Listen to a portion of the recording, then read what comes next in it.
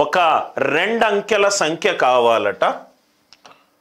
నాకు 2 అంకెల సంఖ్య కావాలి. 2 డిజిట్ నంబర్ అంటే 2 అంకెల సంఖ్య కావాలి. నాకు 2 అంకెల సంఖ్య కావాలి. ఈ సంఖ్యను 7 తోటి గనక నేను విభజిస్తే 7 తోటి గనక విభజిస్తే నాకు శేషము 3 రావాలి. 7 తోటి గనక నేను విభజిస్తే శేషము 3 రావాలి. ఎన్నిసార్లు విభజిస్తున్నాం మనకు తెలియదు. దాన్ని మనము ఏ అనుకుందాం. ఒక నంబర్ని తీసుకున్నాను, దాన్ని నేను 7 తోటి విభజిస్తే నాకు శేషము 3 రావాలి. ఈ ఎగ్జాంపుల్ చూడండి సార్. ఈ ఎగ్జాంపుల్ అర్థమవుతే మనకు క్లియర్గా అన్నీ అర్థమవుతాయి. 13ని నేను 5 తోటి విభజిస్తున్నాను. 5 2 10. మిగిలిన శేషం ఎంత? 3. 13ని 5 తోటి గనక నేను విభజిస్తే 5 2 10. మిగిలిన శేషం ఎంత? 3. అంటే 13 అనే నంబర్ని 5 తోటి గనక నేను విభజిస్తే 5 2 10. మిగిలిందెంత? 3. 13ని నేను 5 × 2 + 3గా రాసుకోవచ్చు. 5 × 2 + 3గా రాసుకోవచ్చు. 13 బదులు ఇక్కడ n ఉంది. n నేను 7 తోటి విభజిస్తే రైట్ శేషం ఎంత వచ్చింది? 3 వచ్చింది. అంటే ఆ నంబర్ యొక్క ఫామ్ ఎంత? 7a + 3. నంబర్ యొక్క ఫామ్ ఎంత? 7a + 3. ఇక్కడ ఏ వాల్యూ ఎంత సబ్స్టిట్యూట్ చేసుకోవడానికి మనకు అంకెల గురించి ఒక కండిషన్ ఇచ్చాడు.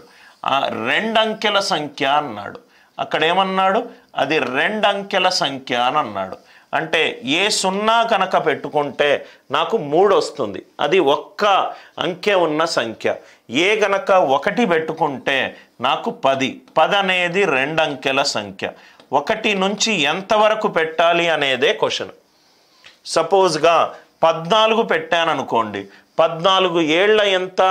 98. 98 + 3 ఎంత? 101. 101 అనేది 3 అంకెల సంఖ్య అయింది. అంటే ఇక్కడ ఎంత ఉండాలి? 13 రావాలి.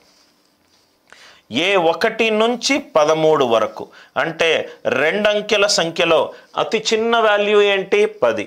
అతి పెద్ద వాల్యూ ఏంటి 2 అంకెల సంఖ్యలో? 94. చిన్న వాల్యూ అడిగితే ఆన్సర్ 10, పెద్ద వాల్యూ అడిగితే ఆన్సర్ 94. సో మొత్తము 1 నుంచి 13 మనం ఎలా కౌంట్ చేస్తాం సార్? 1 గనక చిన్న వాల్యూ, 13 గనక పెద్ద వాల్యూ అయితే మొత్తం ఎన్ని నంబర్లు ఉన్నాయి? Highest value minus lowest value +1. 13 - 1 12 + 1 13. మొత్తము ఎన్ని నంబర్లు ఉన్నాయి? 13 నంబర్లు ఉన్నాయి. నాకు సమ్ అడుగుతున్నాడు. సమ్ ఏమవుతుంది sir? n/2 × first term plus last term అవుతుంది. n/2 × first term plus last term అవుతుంది. సార్ ఎందుకు sir sum n/2 × first term plus last term? మధ్యగతము అని అంటే రైట్ లెఫ్ట్ సైడ్ నుంచి మొదటి టర్మ్, రైట్ సైడ్ నుంచి మొదటి టర్మ్ దాని యొక్క సగటు. మధ్యగతంని సగటు అంటాం. Sn/n is 1/2 × first term plus last term. కాబట్టి Sn ఎంత అయింది? n/2 × first term plus last term అయింది. n/2 × first term plus last term అయింది.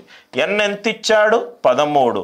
13/2 × 10 + 94 అంటే 13/2 × 104. ఇది 252 సార్. ఆన్సర్ ఎంత? 676. ఆన్సర్ ఎంత? 676. ఇది చాలా important model sir. Very very important model. ఒక నంబర్ని 7 తోటి విభజిస్తే శేషం 3. నంబర్ ఏమవుతుంది? 7a + 3. ఇచ్చిన సంఖ్య 2 అంకెల సంఖ్య అన్నాడు. అంటే ఏ 0 పెట్టుకుంటే ఒక్క అంకె సంఖ్య వస్తుంది. ఏ 1 నుంచి 13 వరకు నేను తీసుకుంటున్నాను. 14 తీసుకుంటే 14 7 98 +3 ఎంత 101. 101 అనేది 3 అంకెల సంఖ్య అయింది కాబట్టి 1 నుంచి 13 వరకు తీసుకున్నాను. 1 నుంచి 13 వరకు మొత్తం ఎన్ని సంఖ్యలు ఉన్నాయి? పెద్ద సంఖ్య మైనస్ చిన్న సంఖ్య +1. 13 - 1 + 1 మొత్తము 13. ఫస్ట్ నంబర్ ఎంత? 10. లాస్ట్ నంబర్ ఎంత? 94. 13/2 into 10 + 94. 13/2 into 104. 252s are 13 into 52 ఎంత? ఆన్సర్ 676. చాలా ఇంపార్టెంట్ మోడల్స్, చాలా ఇంపార్టెంట్ మోడల్. అందరికీ ఈ మోడల్ క్లియర్గా అర్థమైంది అనుకుంటా. ఒక్కొక్క క్వశ్చన్ ఒక్కొక్క మోడల్ సార్, ఒక్కొక్క క్వశ్చన్ ఒక్కొక్క మోడల్. నవ్వు ఇక్కడ చూడండి సార్, నవ్వు ఇక్కడ చూడండి. Right, maximum value of the sum of the AP. ఇక్కడ మీరు ఒక అంక శ్రేణిలో కొన్ని నంబర్లు ఇచ్చాడు సార్, అంక శ్రేణిలో ఒక నంబర్లు ఇచ్చాడు. రైట్, ఏమేమి ఇచ్చాడు చూడండి sir. Right, 30, 27, 24, 21 and so on. నవ్వు ఇక్కడ అబ్జర్వ్ చేస్తే క్వశ్చన్ చూడంగానే మనం ఆన్సర్ చెప్పొచ్చు. దానికి ముందు ట్రెడిషనల్ మెథడ్ చెప్తాను. 30, 27, 24, 21 and so on. 30, 27, 24, 21 and so on. ఈ వాల్యూ తగ్గుకుంటూ వస్తుంది సార్. ఎంత తగ్గుకుంటూ వచ్చింది? ఇక్కడ 3 తగ్గింది. ఒక గ్యాప్ వాల్యూ ఎంత? -3. ఒక గ్యాప్ వాల్యూ ఎంత? -3. మళ్ళీ 3 తగ్గింది, 3 వాల్యూ. రైట్, ఇలా ఇలా ఇలా ఇలా తగ్గుకుంటూ ఒక వాల్యూ దగ్గరకు వచ్చి మళ్ళీ 3 తగ్గితే నెగటివ్లు వచ్చేస్తాయి. ఎందుకంటే ఈ వాల్యూ 30 నుంచి కిందికి వస్తుంది. 30 నుంచి 27, 27 నుంచి 24, 24 నుంచి 21, అలా అలా అలా 0 దగ్గరికి వచ్చి 0 తర్వాత నెగటివ్లోకి ఎంటర్ అవుతుంది. నెగటివ్లోకి ఎంటర్ అయ్యేటప్పుడు ఆ వాల్యూ పడిపోతుంది, ఆ వాల్యూ పడిపోతుంది. అంతే కదా సార్.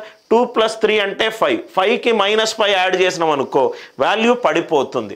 అంటే 0 నుంచి ముందుకెళ్ళంగానే వాల్యూ పడిపోతుంది. వాల్యూ పడిపోగానే మనకు మ్యాక్సిమం వాల్యూ రాదు. అంటే మనము ఇక్కడ వరకు తీసుకుంటేనే మనకు మ్యాక్సిమం వస్తుంది, ఇక్కడ వరకు తీసుకుంటేనే మనకు మ్యాక్సిమం వస్తుంది, ఇక్కడ వరకు తీసుకుంటేనే మనకు మ్యాక్సిమం వస్తుంది. ఎందుకు సార్ ఇక్కడ వరకు తీసుకుంటేనే మనకు మ్యాక్సిమం వస్తుంది?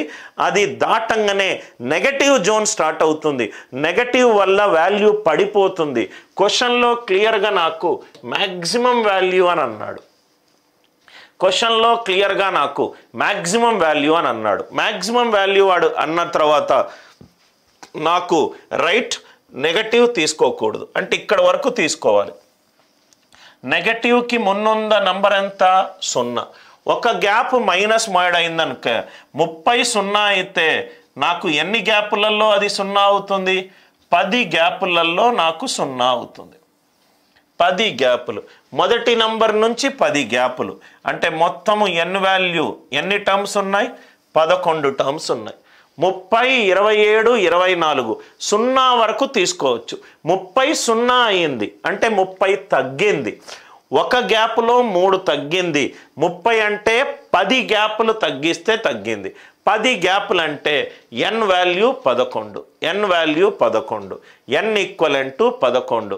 సమ్ అడిగాడు కాబట్టి సమ్ ఏంటి sir? Sn is n/2 into first term plus last term.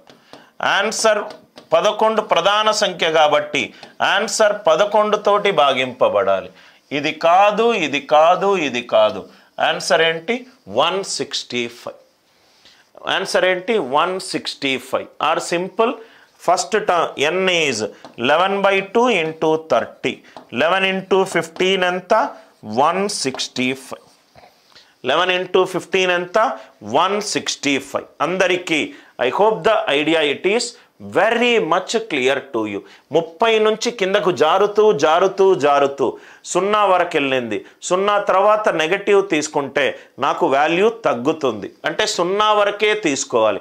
30 0 అయ్యిందంటే 30 తగ్గాలి. ఒక గ్యాప్ -3, 30 గ్యాప్ రావాలంటే 10 గ్యాపులు తగ్గాలి. 10 గ్యాపులు అంటే ఈ వాల్యూ ఎంత అవుతుంది? 11. మొత్తం 11 టర్మ్స్ ఉన్నాయి. మొత్తము 11 టర్మ్స్ ఉన్నాయి. I hope the idea it is very much clear.